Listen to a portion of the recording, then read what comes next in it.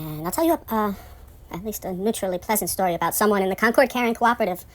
So this one is pretty funny, given the circumstances of the story, okay? Pay attention. A lady I described in a prior episode that screamed at me and banged on my door.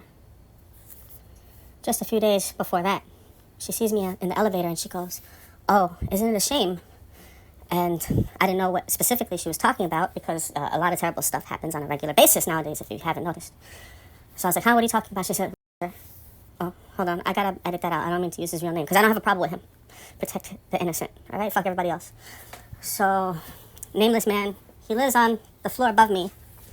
And for the 15 or so years that I lived there, if I ever saw him in the elevator, he was already in it because I'm going down. Or by chance in the lobby.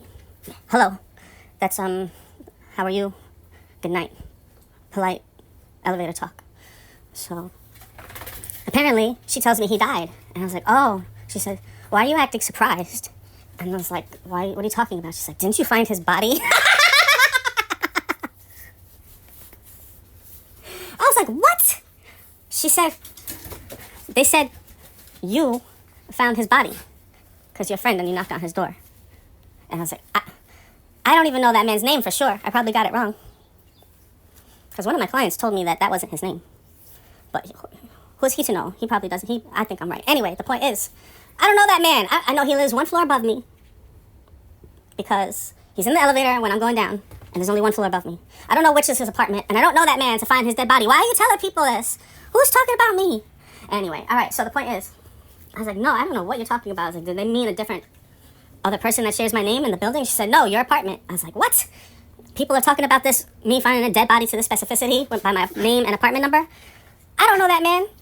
But just 3 days before, let's say, a number like that, he says, "Good morning." I say, "Good morning," than usual. And then he says, "Nice letter." And he's referring to the Marsha Rimler letter, where I told her to go fuck herself and I reported to every agency I could think of because she's a terrorist. And I said, I called her bluff. And he said it was long overdue, so he agreed with me. And this is relevant not only because he lived there, because he was a board member at the time and throughout history. So silently, he agreed with me.